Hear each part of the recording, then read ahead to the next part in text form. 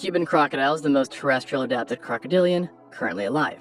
And this fact could also serve as a potential explanation as to why they are so aggressive, having had evolutionary pressures to lash out at animals near the shoreline. And let's just say, you would not want to get caught by one, as these guys can weigh more than 474 pounds or 215 kilograms, and have a bite force that likely exceeds 5,000 newtons, meaning it bites harder than a spotted hyena, a mammal known for having one of the strongest bites in the animal kingdom. And then to make matters worse, they not only have conical teeth designed for gripping, as other crocodiles do, but the Cuban crocodiles also sport blunt, molar-like teeth in the back of their jaws, which are specifically adapted for crushing. This dental arrangement came to be because it is optimized for processing hard-shelled prey like giant tortoises, which were once quite abundant and made up a large portion of its prey. But don't get comfortable with that, because even though it is designed for crushing shells, they would also work equally well for crushing bones. So in other words, if you're snatched, you're donezo. And avoiding these guys is easier said than done, because while they are built like a tank, they move like a reptilian surface-to-air missile.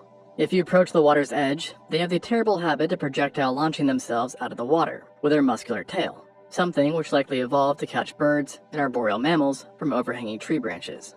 But if that wasn't enough to grab you, don't worry, because these guys can move. Cuban crocodiles don't just walk on land, or even run, they freaking gallop, using a bounding gait more similar to a horse than a reptile, with all 4 feet leaving the ground simultaneously, and thus leaving our boy fully airborne with each stride, and allowing them to reach speeds up to 22 miles per hour or 35 kilometers per hour. Which, to put that into perspective on how crazy that is, the average human can only sprint at about 15 miles per hour or 24 kilometers per hour, if even that.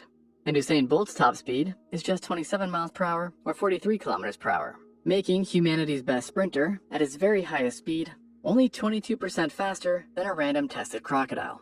And then if, or perhaps when, it caught you, there was no way, in HE double hockey sticks, that you would be able to fight back. Because besides being a nearly 500-pound or 215-kilogram behemoth, these guys are also the most heavily armored crocodile in existence. So even if you did somehow have a knife, or even a sword, you'd still be screwed regardless. So to recap, these Cubanos are terrifying, and I haven't even gotten to perhaps the scariest aspect of them all, their brains. Now, crocodilians aren't stupid. They can respond to conditioned stimuli, they can remember, and they obviously can hunt. But they're not exactly what anyone would call intellectually flexible. Well, except that is the Cuban crocodile, who apparently did not get the memo. In captivity, these animals display behaviors that really should not be possible for a creature with a brain the size of a walnut. For one, individual Cuban crocodiles have been shown to learn commands. And we're not just talking about hold food in the air and they jump type of commands, but rather actual pure verbal cues. In one particularly striking case, crocodiles at a facility were taught to respond to their own names, and individually at that. Meaning that if the handler said one name, only that individual crocodile would come forth. And then get this, they were also taught to wait as well, whereas the handler would place food in front of it, and the croc wouldn't go after it until a specific command was given. And this might not sound that crazy, but let me put this in other terms. These are reptiles which have learned and are responding to abstract human noises. This not only displays a level of learning that we didn't think was possible, but also impulse control that suggests a degree of higher executive functioning, which is an important indicator of intelligence. And that's a cognitive leap that puts them in some pretty exclusive company, chiefly mammals and birds. 2 groups of animals known for their intelligence, and not exactly the peer group you'd want for a giant hypercarnivorous reptile that's been around for millions of years. Which only makes this next part that much worse. They're pack hunting. Now, to be honest, this hasn't been studied in a scientifically rigorous manner. But according to at least anecdotal reports from zookeepers and animal handlers, the Cuban crocodile has shown behavior suggestive of cooperative hunting, with some even believing that it was this that allowed the Cuban crocodile to effectively hunt the Caribbean megafauna it lived alongside. And if their seemingly heightened intelligence is to be believed, this very well could be the case. And so with both brawn and brains on their side, it can leap up into the air like an acrobat, gallop on land like a horse, can be taught to respond to its own name, and according to some researchers, might be the only reptile that has figured out pack hunting. And yes, you heard that right. And the craziest part of all of this is that despite how unusual this animal is, it's basically unknown to 99% of the world. This is Crocodilus rhombifer, also known as the Cuban crocodile. It's not the biggest crocodile, with that honor going to the saltwater crocodile, nor is it the most widespread, with Nile crocs having that covered. But it is possibly the smartest, and definitely one of the most aggressive, and according to mounting fossil evidence, may have used that aggression and intelligence to hunt down now extinct megafauna. And if that statement makes you uncomfortable, good, it probably should.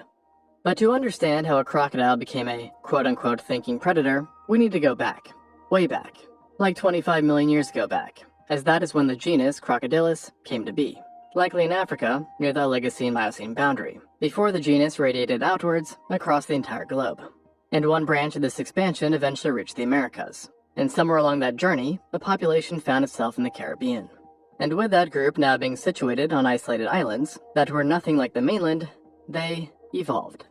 You see, these islands were not your typical tropical paradise, with fossil evidence from sites across the Greater Antilles showing that Cuban crocodiles shared its home with creatures that make today's Caribbean fauna look like house pets, one of those being sloths. And we're not talking about just any sloths, but rather Sid the sloth, i.e. ground sloths, with some of them in the area, like megalochnous rodents, possibly reaching weights up to 270 kilograms or almost 600 pounds, which is around the size of a male grizzly. And it wasn't just sloths, but also other behemoths, like giant tortoises, and at least one species of giant rodent, the blunt-toothed giant tutia, which weighed up to 200 kilograms or 440 pounds. So in other words, a rat the size of a gorilla. So clearly, this was essentially an evolutionary experiment in island gigantism, just with the added bonus of one very important participant, our good friend, the Cuban crocodile. If you're ever fortunate enough to observe a Cuban crocodile without losing any appendages, the first thing you'll notice is that it just looks plain wrong for a crocodilian. Its scales are highly pronounced and bright-colored, its legs are strangely longer and more robust than what you would find in other species, and if you had X-ray goggles, you would notice that its femur and tibia have attachment points indicative of massive power, but not in a way that would help swimming, but rather what looks to be terrestrial locomotion. And then as a cherry on top, if you were somehow able to get close enough, you'd see the feet themselves also show a very peculiar thing that you would not find in any other crocodile, and that is dramatically reduced webbing, with the front limbs actually showing zero webbing. So in other words, all traits which you would not expect to see in an animal that lives in the water, which thus begs the question of why. Well, if you're observant, you might have noticed that all those megafaunal animals I mentioned were actually terrestrial themselves, and made up the largest herbivores in the area, meaning that they likely also made up the majority of its food. Thus, while the Cuban crocodile certainly lives in the water, the idea was, or is, that it is actually a terrestrial hunter, at least partially. And studies in the remains back this idea, as carbon isotopic analysis of fossils reflect the fact that they hunted more terrestrial animals than ones that lived in or near the water. Now, this idea of a crocodile being essentially a land predator might seem incredibly odd, but there is actually precedent for this, kind of. Every extant species, minus perhaps our friend here, is at most a semi-aquatic predator, but the key word here is extant, as there are species of crocodilians, and close relatives, who used to exist that would give even the Cuban crocodile a run for its money, with one even being an animal that actually lived at the same time, the quincana, a species which inhabited Australia as early as 10,000 years ago, which also means that humans lived alongside it. However, unlike the Cuban crocodile, this was not a true crocodile, meaning not a part of Crocodilus, but rather was a part of the clade Mecosuchinae, who are unfortunately, or perhaps fortunately, depending on how you look at it, now extinct. And then on top of that, there was even an entire order of crocodilomorphs who are about as terrestrial as a reptile can get. In other words, fully terrestrial. And this was the Sebecidae. Not only were these guys the metaphorical king of land crocs, they were also freaking massive, with the largest potentially weighing up to 3,700 pounds or 1,700 kilograms. Which, by the way, also makes them one of the Cuban crocodile is now in serious trouble. This species once ruled an entire region, with fossil evidence placing them in the Bahamas, Cuba, the Cayman Islands, and even as far as the Dominican Republic. And yet now, it only exists in two places. The Zapata Swamp in mainland Cuba, which is approximately 300 square kilometers, or 115 square miles, and the Lanier Swamp on a Cuban island south of the mainland, which is just another 100 square kilometers, or 38 square miles. That's it. In other words, the entire wild population of the species could fit in an area smaller than New York City. And so unsurprisingly, their numbers are absolutely depressing, with estimates suggesting perhaps 3,000 to 6,000 individuals in Zapata and as low as a few hundred in Lanier. In other words, they're basically going to count down to extinction. Which thus begs the question, why? And the answer is the usual suspects. Us. To be more exact, the specific reasons can generally be explained as habitat destruction with swamps being drained for agricultural reasons, hunting for skins and meat, and the introduction of non-native species. But there is also another threat that's potentially more insidious than all of those combined, and that's extinction through hybridization. You see, the Cuban crocodile is a very close relative, Crocodilus acutus, also known as the American crocodile. And as it so happens, they have overlapping ranges. And with the two sharing a home, they've also decided to share a bed, if you get what I mean. And this is not just a few isolated incidents of elopement, as genetic evidence has found that a whopping 49.1% of wild Cuban crocodiles showed evidence of hybridization with their American counterparts. Now, this is not an issue just for the sake of genetic purity, but rather because each hybrid represents a dilution of the very traits that make Cuban crocodiles unique. Their potential pack hunting behaviors, terrestrial adaptations, cognitive flexibility, etc. All of these are likely complex traits which could be lost with continued hybridization. Now, this being said, all is not lost, and people are making an effort to save them through conservation efforts, such as breeding facilities, in order to reintroduce more specimens back into the wild. But of course, this crocodile just can't seem to catch a break, and thus they do face some unique challenges, chief among them being again the hybridization issue. As I mentioned, about half of the wild crocodiles are hybrids. But as it so turns out, even the crocs carefully selected for the breeding facilities have also been contaminated, so to speak, with 16.1% showing genetic markers indicating hybrid ancestry.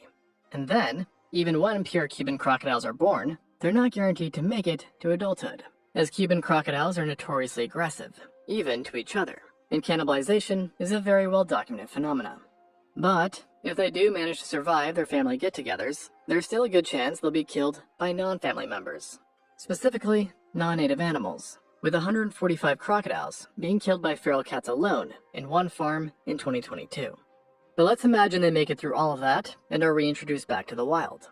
Well then, there's still a non-zero chance that they'll get yoinked by some human and turned into a pet, with the best example of this being Fidel Castro himself. In 1978, Fidel Castro gifted a pair of Cuban crocodiles to Soviet cosmonaut Vladimir Shatilov, with them being essentially a sign of friendship between communist nations. But eventually Shatilov decided he could no longer take care of them, because apparently keeping apex predators isn't all that easy. And so off they went to the Moscow Zoo, who then eventually passed them on to Sweden's Skansen Aquarium in 1981, which, fun fact, I've actually been to, and I've seen them. And the names of these crocs? Castro and Hillary. Hilarious. Pun intended. But Cuban crocodiles are intelligent and hardy creatures, and so even if they are kept in captivity for over 40 years, they still don't lose their edge. And in 2019, one of them reminded everyone exactly who they were dealing with, when it attacked a man at a crayfish party held at the aquarium. Our guy had been holding his arm over the enclosure on accident, while giving a speech. And Cuban crocodiles are not that forgiving on mistakes, apparently. Because while thankfully the man did survive, his arm sadly did not. But hopefully, unlike our friend's arm here, Cuban crocodiles will survive and make it in the long run. And thus, we'll have glorious galloping crocodiles well